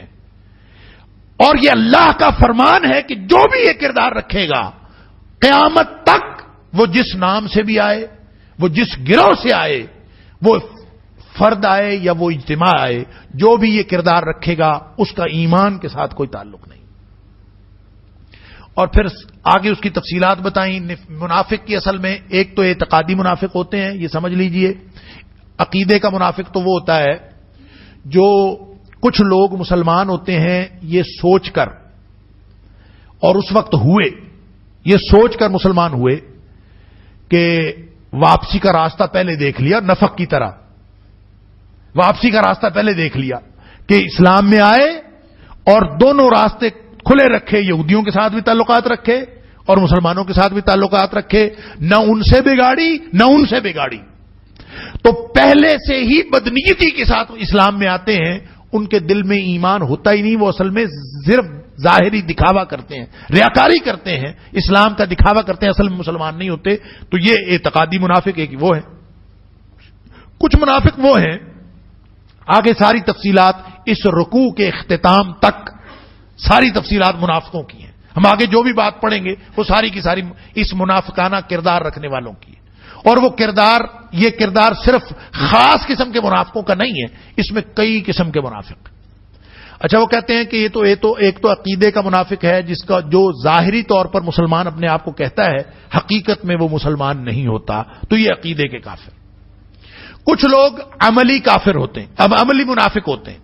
عملی منافق وہ ہیں کہ جو صحیح مومن ہیں، ایمان لائے تھے تو اس وقت وہ بدنیتی سے ایمان نہیں لائے، نیک نیتی سے ایمان لائے، لیکن ایمان لانے کے بعد کسی شک، ریب یا تردد کا شکار ہو گئے، ان کو شکوک و شبہات پیدا ہونے لگے۔ آگے اللہ تعالیٰ نے دو مثالیں بھی بیان فرمائی ہیں، وہ دونوں مثالیں بڑی اہم۔ تو دل میں ریب اور تردد رکھنے والا وہ بھی منافق ہے۔ کچھ منافق وہ ہیں جو عملی قسم کے منافق ہیں، جو پکے مومن ہیں، قلبی اعتبار سے ان کا ایمان درست ہے، لیکن ان کا وہ ظاہری طور پر ایسے اعمال سر انجام دیتے ہیں کہ وہ منافقانہ، جیسے نبی کریم صلی اللہ علیہ وسلم نے فرمایا کہ ایک حدیث میں فرمایا 4 باتیں جس شخص میں ہو وہ پکا منافق ہے، ایک میں فرمایا 3 باتیں جس شخص میں ہو پکا منافق ہے۔ عجیب بات ہے، کون کون سی؟ فرمایا کہ جب وہ بات کرے تو جھوٹ بول لے، جو جھوٹ بولتا ہے گویا یہ منافق کی نشانی ہے۔ امانت رکھی جائے اذا تمن خان، جب اس کے پاس امانت رکھی جائے خیانت کرتا ہے۔ جب کبھی جھگڑا ہو جائے تو وہ گالیاں بکنا شروع کر دیتا ہے۔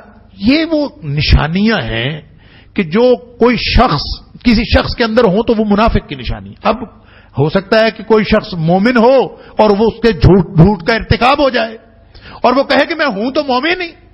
نبی کریم صلی اللہ علیہ وسلم نے فرمایا کہ جو شخص عشاء کی نماز اور فجر میں کوتاہی کرتا ہے یہ بھی منافق کی نشانیوں میں سے نشانی۔ اب اس طرح سے چلتے چلتے جس کی مسلسل نماز فجر کی سورج نکلنے کے بعد ہو، فرمایا یہ بھی نفاق کی نشانی ہے۔ اللہ حاضل قیاس، بہت چھوٹی چھوٹی چیزوں تک نفاق پھیل جاتا ہے۔ اصل بات یہ ہے کہ وہ جو عملی منافق ہیں اور جو اعتقادی منافق ہیں، پھر کچھ منافق ایسے ہوتے ہیں جو جن کی خواہشات ہوتے مومن ہیں، ان کی خواہشات ان کو منافق بنا دیتی ہیں۔ خواہشات کی وجہ سے وہ منافق بنتے ہیں کہ وہ ان کی خواہشات ان کو دین سے دور لے کے جا رہی ہوتی ہیں اور وہ ان کا جو کردار ہے وہ منافقانہ ہو جاتا ہے، باوجود وہ ایمان رکھنے کے وہ منافقوں میں شمار ہوتے ہیں، وہ ایماندار والوں میں شمار نہیں ہوتے۔ کچھ لوگ ہوتے ہیں جو علم کی بنیاد پر منافق ہوتے ہیں۔ اللہ اکبر، ان کا علم ان کو منافق بنا دیتا ہے۔ علم کا نفاق، خواہشات کا نفاق۔ علم کا نفاق بھلا کیا ہے؟ مومن ہے، مسلمانوں میں ان کا شمار ہوتا ہے، مومنین میں شمار ہوتا ہے، لیکن علم ایسا پڑھ لیا ہے کہ ان کے دلائل ہیں کہ ختم ہونے کا نام ہی نہیں لیتے۔ آپ ذرا پوچھ کے دیکھ لیجئے ہمارے اس معاشرے میں کون سا طبقہ ہے، یعنی آپ دنیا دار کسی کو کہیں گے، کسی کو گناہگار کہیں گے، کسی کو کیا کہیں گے، جو مرضی نام لے لیں، آپ ذرا ان سے پوچھ کے دیکھیں کہ بھائی تم نے دین پڑھا ہے، تمہیں دین کے بارے میں کچھ علم ہے؟ ہر شخص نے اپنے ایک ایمان کا معیار بنایا ہوا ہے، اپنے دین کا ایک معیار بنایا ہوا ہے۔ حتیٰ کہ میں اکثر مثال دیا کرتا ہوں کہ یہ جو طوائفیں ہیں اور جو فحشائیں ہیں، جو اپنے آپ کو مسلمان کہتی ہیں اور فاحشہ خواتین، اور یہ میڈیا پہ آ کے، اور فلم سٹار، یہ جو اپنے جسم کی نمائش کرنے والی خواتین، وہ آ کے میڈیا پہ کہہ رہی تھی اللہ کا شکر ہے میرا فلاں ڈانس بڑا ہٹ ہوا، اللہ کا شکر ہے، انا للہ و انا الیہ راجعون۔ وہ طارق جمیل صاحب کسی تقریر میں کہہ رہے تھے کہ مجھے وہ انڈیا کا جو اداکار ہے عامر خان، اس کا فون آیا کہ دعا کرو میری فلاں فلم ہٹ ہو جائے۔ کمال ہے، کیا دین کا تصور ہے کہ آپ اللہ کو کیا سمجھتے ہیں، دین کو کیا سمجھتے ہیں؟ یعنی دین اس کے لیے دلائل ان کے پاس، یہ فن ہے جی، اور فن کا اظہار اس کی ہر شخص کو اجازت ہے۔ ان کے پاس دلائل اتنے ہیں کہ وہ اپنے نفاق کو چھپانے کے لیے بے شمار دلائل رکھتے ہیں۔ اور آج کل میں سمجھتا ہوں دور جدید میں نفاق کا یہ ماڈل جو ہے یہ بہت عام ہے، ہر جگہ پہ ہمیں یہ ماڈل مل جاتا۔ آپ کسی بڑے سے بڑے دفتر میں چلے جائیں، کسی بڑے سے بڑے دنیا دار، بڑے سے میں سمجھتا ہوں دور جدید میں نفاق کا یہ ماڈل جو ہے یہ بہت عام ہے، ہر جگہ پہ ہمیں یہ ماڈل مل جاتا۔ آپ کسی بڑے سے بڑے دفتر میں چلے جائیں، کسی بڑے سے بڑے دنیا دار، بڑے سے بڑے ظالم اور جابر اس شخص سے جا کے بات کریں، وہ آگے سے کہے گا ہم بھی مسلمان ہیں، ہم بھی مومن ہیں، اللہ کا شکر ہے۔ میں ایک دفتر میں گیا، وہ کہتا ہے میں بھی الحمدللہ مسلمان، 2 صفحے قرآن کے روز پڑھتا ہوں۔ بھائی ٹھیک ہے، مسلمان ہو، کردار کیا ہے؟ کیا کردار مومنانہ ہے؟ ایمان کا دعویٰ کردار مانگتا ہے، ایمان کا دعویٰ کردار کا ثبوت مانگتا ہے، اور اگر ایمان کا دعویٰ کردار کا ثبوت نہیں دیتا تو منافق اعتقادی ہو یا منافق عملی ہو، بنیادوں میں کوئی فرق نہیں ہے، گریوٹی کا فرق ہے، سطح کا فرق ہے کہ جس سطح کا وہ اعتقادی منافق ہے، یہ عملی منافق اس سطح کا تو نہیں ہے، لیکن بنیادی وجہ وہی ہے منافق ہونے کی۔ جو راستے کھلے اس نے عقیدے کی بنیاد پر رکھے تھے، تم نے صرف اپنی خواہشات کی تکمیل کے لیے راستے کھلے رکھے ہیں، تم نے صرف اپنے عمل کو اور اپنے عمل کو حجت بنانے کے لیے اور اپنے علم کی دلیلیں دینے کے لیے، جو تم نے علم پڑھا ہے اس کی دلیلیں دینے کے لیے تم نے 2 راستے کھلے ہیں۔ کسی نے علم کے نام پر راستے کھلے رکھے ہیں، کسی نے خواہش کے نام پر راستے کھلے رکھے ہیں۔ ہوتی اپنی خواہشات کی تکمیل ہے، نام دین کا لیا جاتا ہے، نام ایمان کا لیا جاتا ہے۔ تو اندازہ فرمائیں کہ یہ وہ منافقانہ کردار ہیں۔ اب جو جس سے ذرا سی کوتاہی ہوتی ہے، ذرا سی کوتاہی ہے نا، کوئی شخص اگر فجر کی نماز مستقلاً سورج نکلنے کے بعد پڑھتا ہے، کوتاہی ہے نا، کبھی کبھار ہو جائے یا وہ مجبور ہو جائے۔ دیکھیں نبی کریم صلی اللہ علیہ وسلم ایک دن خود جب قافلے میں گئے ہوئے تھے، بڑا معروف واقعہ حدیث کے اندر آتا، خود نبی کریم صلی اللہ علیہ وسلم پورا قافلہ انہوں نے سورج نکلنے کے بعد نماز پڑھی کہ نبی کریم صلی اللہ علیہ وسلم یہ تھکے ہوئے سارے لوگ، اور کسی جنگ کے دوران تو نبی کریم صلی اللہ علیہ وسلم نے رات کو پڑاؤ کرتے وقت ایک شخص کو پہرے پہ کھڑا کیا، سب لوگ سو گئے، تھکے ہوئے تھے، اور جس شخص کو پہرے پہ کھڑا کیا اس کو کہا کہ تم نے فجر تک جاگنا ہے، اور جو ہی فجر طلوع ہو تم نے مؤذن کو جگا کے پھر تم نے سو جانا ہے۔ تو اس کی ڈیوٹی یہی تھی، پھر مؤذن اذان دے گا تو سب جاگ جائیں گے۔ لیکن وہ تھکے ہوئے تھے، اس نے وہ جو پہرے دار تھا بیچارہ، اس نے ذرا سی بیٹھے ہوئے اونٹ کے ساتھ ٹیک لگا لی، تو ٹیک لگائی تو اس کی بھی آنکھ لگ گئی، آنکھ لگ گئی تو سارے سوئے رہ گئے۔ حدیث میں آتا ہے کہ سب سورج نکلا تو سورج کی تمازت سے، سورج کی گرمی سے آنکھ کھلی۔ تو سورج کی گرمی کس وقت ہوتی ہے؟ جب 10 بجتے ہیں جا کے، تو 9 بجتے ہیں، گرمی کا موسم ہو تو پھر جا کے گرمی لگتی۔ اس سے آنکھ کھلی، نبی کریم صلی اللہ علیہ وسلم خود اس میں موجود ہے۔ پھر نبی کریم صلی اللہ علیہ وسلم نے اس جگہ کو چھوڑا، سب کو جگایا، اس جگہ کو چھوڑا، دوسری جگہ جا کے نبی کریم صلی اللہ علیہ وسلم نے جماعت کروائی فجر کی۔ اس کا مطلب یہ ہے کہ کبھی کبھار یہ ہو جائے تو یہ مسئلہ نہیں ہے۔ جو عادت بناتا ہے نا، کہ اس کی مستقل عادت ہے، اس نے 8 بجے اٹھنے کا ٹائم رکھا ہوا ہے، اس نے 8:30 دفتر جانا ہوتا ہے، 8 بجے اٹھتا ہے یا 7:45 اٹھتا ہے، اٹھ کے اس وقت نماز پڑھ لیتا ہے، اور مستقل عادت اپنی روٹین یہ بنائی ہوئی ہے۔ یہ وہ شخص ہے جس نے اپنی نیند کو، ہے تو چھوٹی سی کوتاہی، لیکن اس نے اپنی نیند کی خواہش کو پورا رکھنے کے لیے، اس کو پورا کرنے کے لیے گنجائش نکالی ہوئی ہے، اللہ کے دین میں سوراخ کیا ہوا ہے۔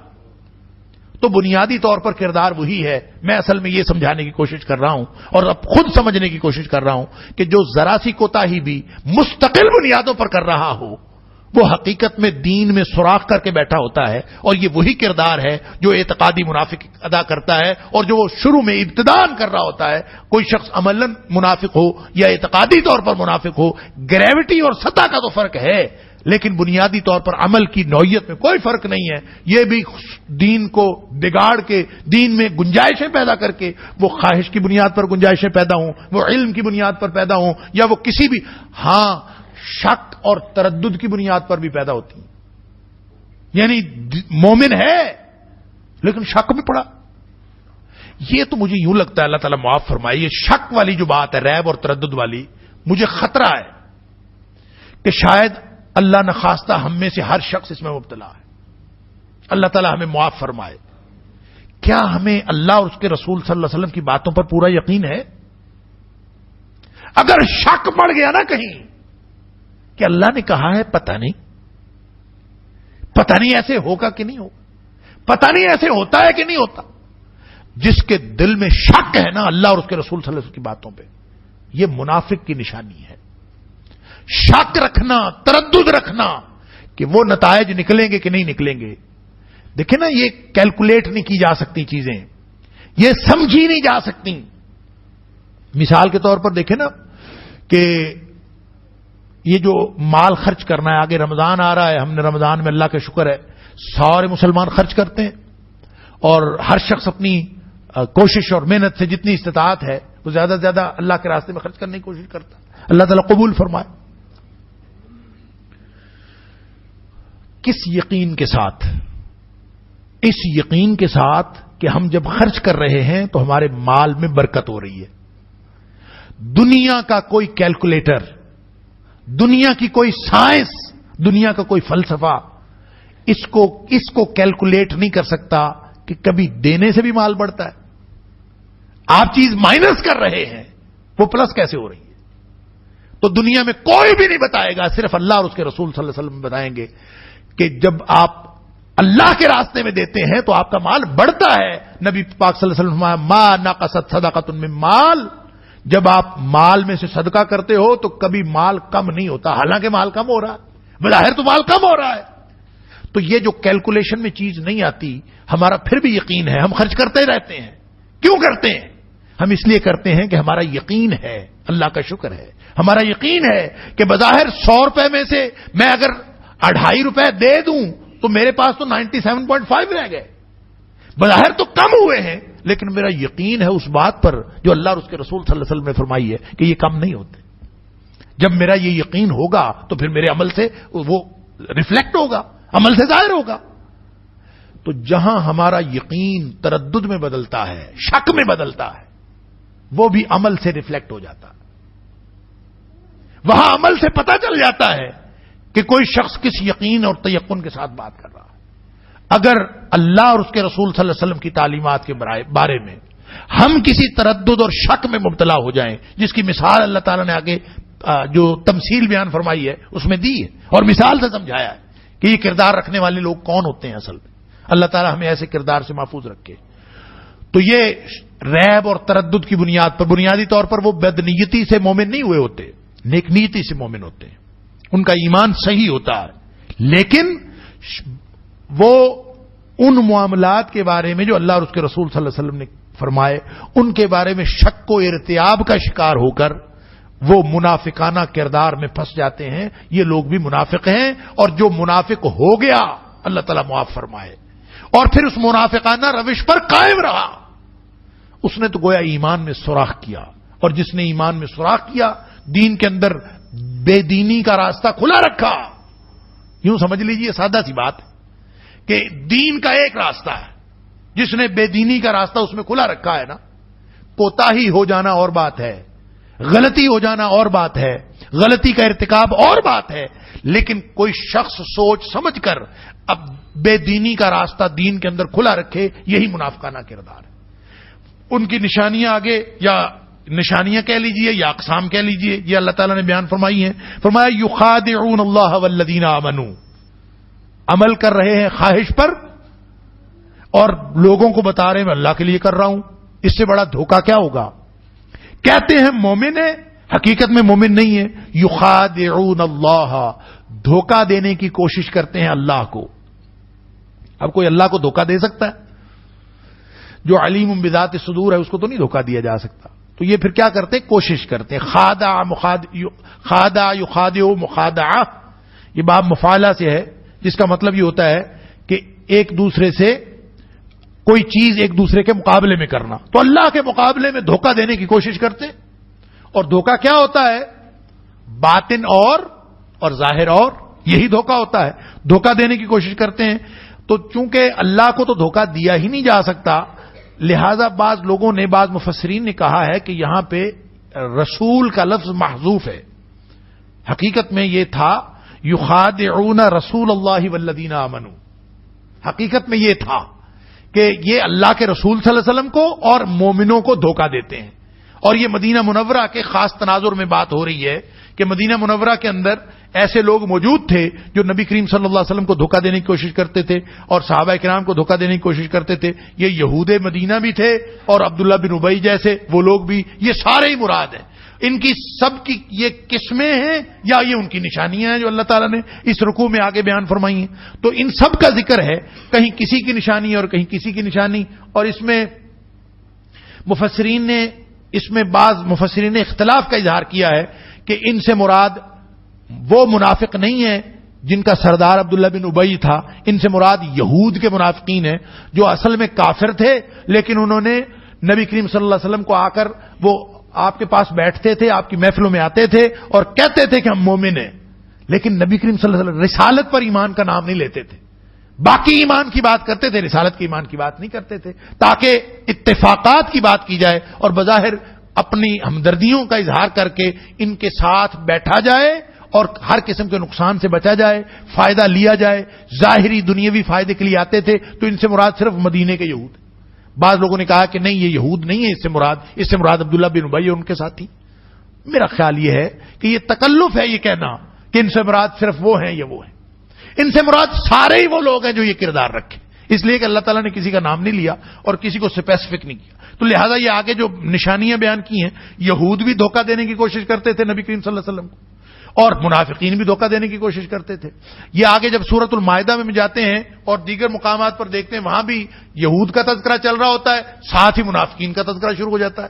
یعنی اہل کتاب کے ذکر کے اندر ہی منافقین کا ذکر شروع ہو جاتا ہے. آدمی بعض اوقات کنفیوز ہو جاتا ہے کہ اس سے مراد منافق ہیں کہ اس سے مراد یہودی.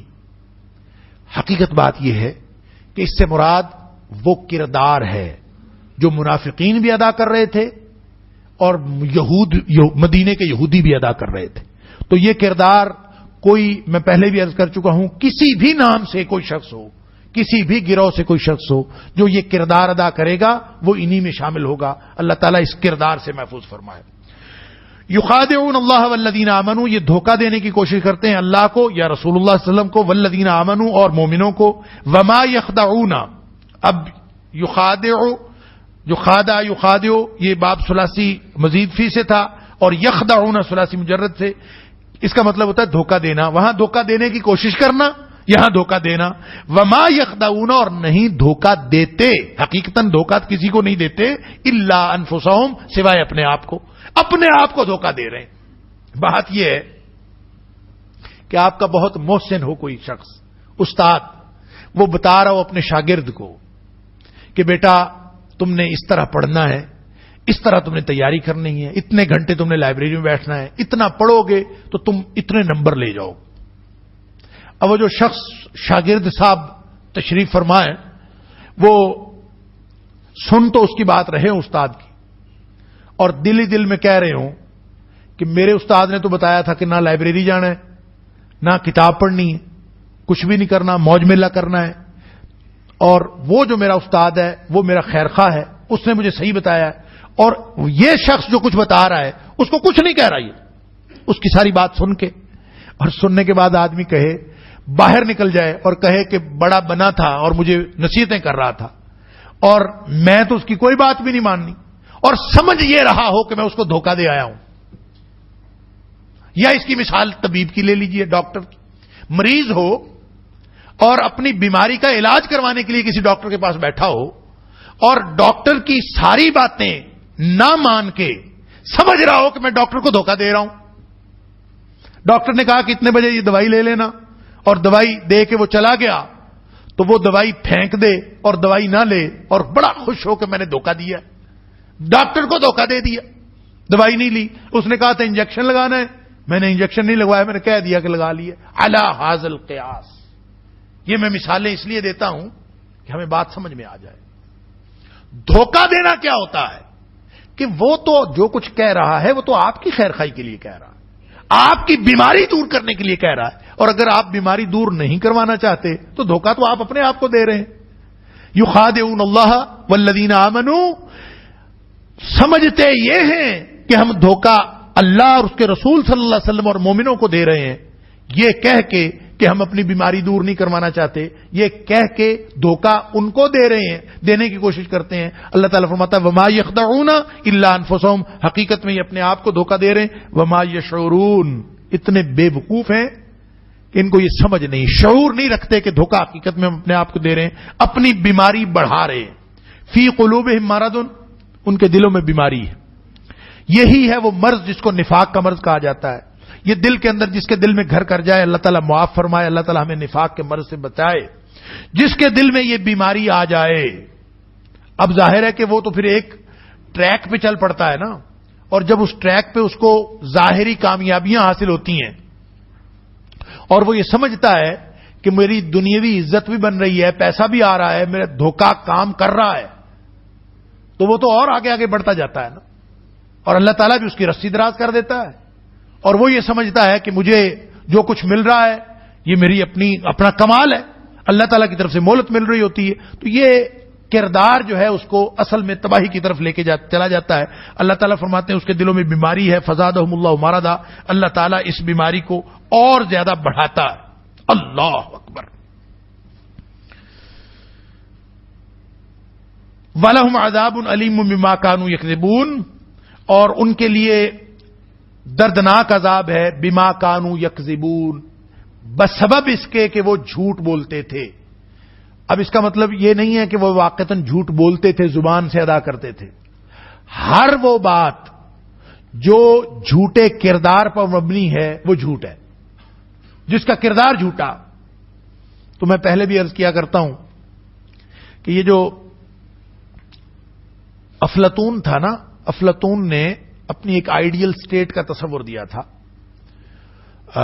مثالی ریاست کا, اور اس مثالی ریاست کے تصور میں اس نے بہت بڑی تفصیلات بتائی تھیں کہ اس میں سسٹم یہ ہوگا یہ ہوگا, اور اس میں اس نے نظام تعلیم کی جب بات کی اپنے آئیڈیل سٹیٹ میں, تو اس نے یہ کہا تھا کہ اس نظام تعلیم میں اداکاری اور ڈرامہ نگاری اس کی تعلیم منع ہوگی. یہ ہم بات کر رہے ہیں 400 سال, چوتھی صدی قبل مسیح کی, ٹھیک ہے جی, چوتھی صدی قبل مسیح میں, گویا 2500 سال پہلے اس نے یہ کہا تھا کہ ڈرامہ نگاری اور اداکاری کی تعلیم منع ہوگی آئیڈیل سٹیٹ میں. اور اس کی وجہ اس نے بتائی تھی کہ اس کی وجہ یہ ہے کہ اداکاری انسان کی شخصیت کو مسخ کر کے رکھ دیتی ہے. یہ ملما کاری کرتا ہے جب یہ بناوٹی کردار ادا کرتا ہے, جھوٹا کردار ادا کرتا ہے. اللہ اکبر. اب ذرا دیکھ لیجئے اس تناظر میں کہ ہمارا جو میڈیا جو کچھ پیش کر رہا ہے اور ہم جس دور میں زندگی گزار رہے ہیں, ہم سب کچھ جھوٹ دیکھ کر پل رہے ہیں. جو بیوی بنی ہوئی ہے ڈرامے میں وہ بیوی نہیں ہے, جو خامد بنا ہوا ہے وہ اصل میں خامد نہیں ہے, جو اولاد بنی ہوئی ہے وہ اصل میں اولاد نہیں ہے, جو کہانی بنائی ہوئی ہے وہ اصل میں کہانی نہیں ہے. تو سارا کچھ جھوٹ ہے نا. تو جھوٹ دیکھ کر جو نسل پروان چڑھے گی, بلکہ اس سے بھی بڑا جھوٹ تو کارٹون ہے جو بچے بڑے شوق سے دیکھتے ہیں. سب سے بڑی میں یہ سمجھتا ہوں جو ہمارے خلاف سازش ہوئی ہے اور جس کے ذریعے سے شیطانی اثرات ہمارے گھروں میں پہنچے ہیں, اس کی ابتدا کارٹون فلموں سے ہوتی. اور جتنی شیطانی شکلیں اتنی خوفناک, اور شیطان میں سمجھتا ہوں سب سے زیادہ اس کا تو کام ہی ختم ہو گیا جب سے کارٹون بنے.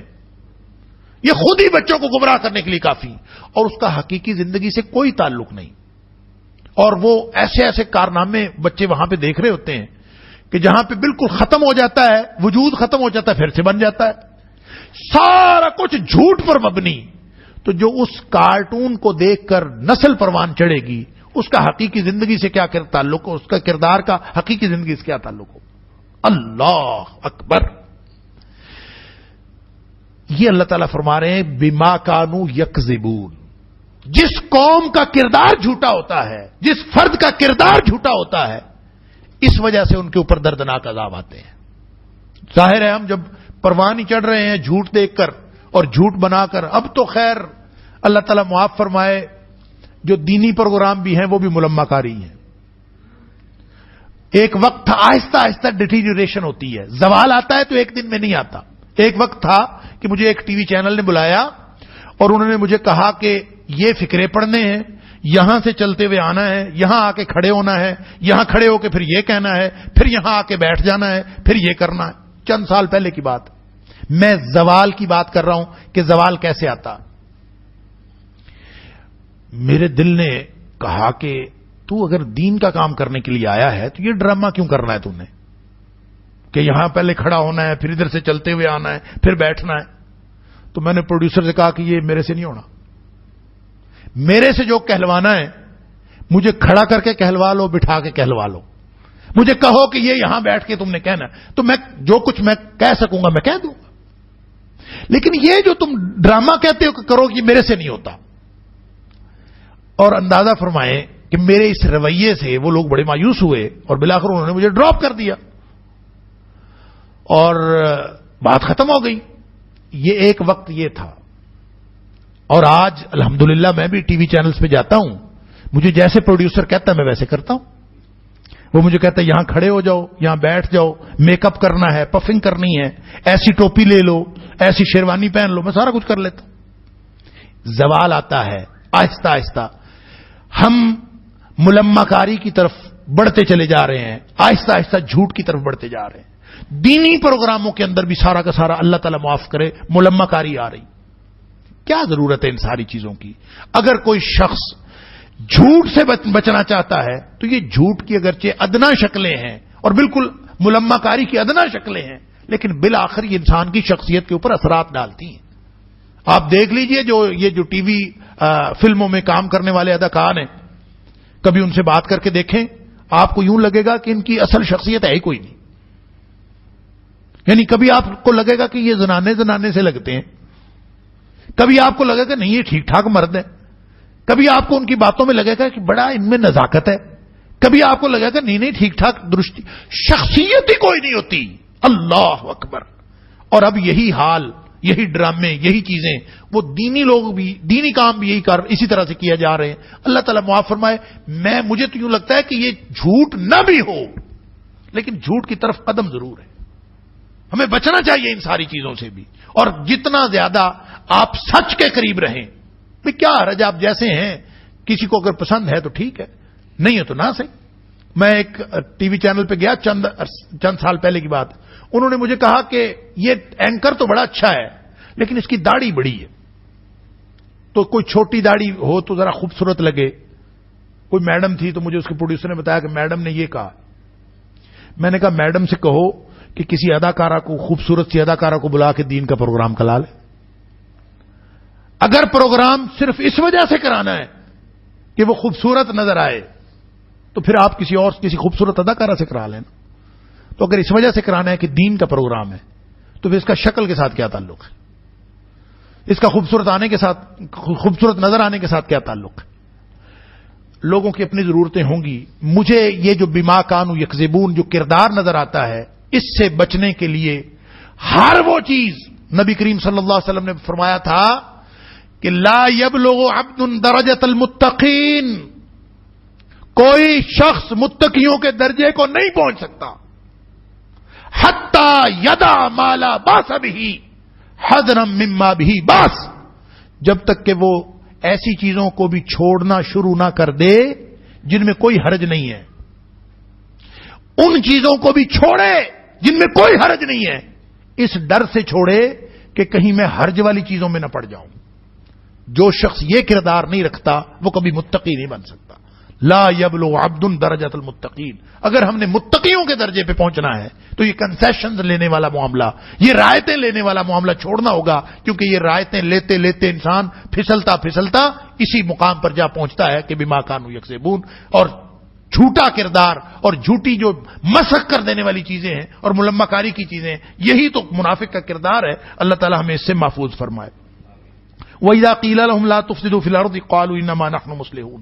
مدینے کے یہودیوں کو اور مدینے کے منافقوں کو جب کہا جاتا تھا کہ تم یہ کیا کردار ادا کر رہے ہو، کہ مثلا عبداللہ بن ابی اور ان کے ساتھی، بھئی ساتھ یہودیوں کے ساتھ تم نے تعلقات رکھے ہوئے ہیں، ساتھ تم نے مومنوں کے ساتھ تعلق رکھے ہوئے ہیں، کبھی ادھر بیٹھتے ہو کبھی ادھر بیٹھتے، کیا کرتے ہو؟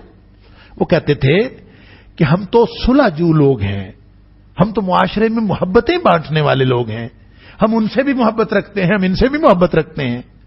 کیسا خوشنما نعرہ ہے، ہم تو محبتوں والے لوگ ہیں. یہودی بے ایمان، پرلے درجے کا غدار اور پرلے درجے کا بغض اور کینہ رکھنے والا، وہ بھی آ کے مومنوں سے کہتے تھے ہم محبت کی بات کرتے ہیں، پیار کی بات کرتے ہیں، ہم آہنگی کی بات کرتے ہیں، رواداری کی بات کرتے ہیں. جہاں یہ نعرے ہوں گے نا خوشنما نعرے، وہاں پہ نفاق ہوگا. رواداری، ہمانگی کیا ہوتی؟ فرمایا کہ ان سے کہا جاتا ہے کیوں فساد کرتے ہو، تم سازشیں کرتے ہو، محبتیں کافروں سے بھی رکھتے ہو، محبتیں مسلمانوں سے بھی رکھتے ہو، کیا کرتے ہو؟ وہ کہتے تھے کہ ہم تو انما نحن مصلحون. اب یہاں پہ یہ بات سمجھنی بڑی ضروری ہے کہ یہ صلاح و فساد ہوتا کیا ہے. کیا انہیں کہا جا رہا ہے تم فساد کرتے ہو، وہ کہتے ہیں ہم اصلاح کرتے ہیں. فرق کیا ہے؟ کتنا بڑا فرق ہے کہ کوئی شخص کہے کہ میں تو فساد کر ہی نہیں رہا، میں تو پیار محبت کی بات کر رہا ہوں. اور ظاہر ہے پیار اور محبت کی بات کرنے والا فساد تو نہیں کرتا نا. کافروں کے ساتھ بھی محبتوں کی پینگیں بڑھانے والے اور مسلمانوں کے ساتھ بھی محبتوں کی پینگیں بڑھانے والے فسادی کیسے ہو گئے؟ سوال ہے. اور آج کے دور میں بھی میں عرض کر رہا ہوں کہ جو دونوں طرف اپنا تعلق ٹھیک رکھتا ہے اور سب سے محبتیں رکھتا ہے، اور یہ تو آج کے دور کا نعرہ ہی بہت بڑا ہے، مذہبی رواداری، مذہبی ہم آہنگی، کہ سارے ہم آہنگ ہو جائیں، ریلیجس ہارمنی. یہ جو انٹرفیتھ ڈائلاگ شروع ہوا ہے نا،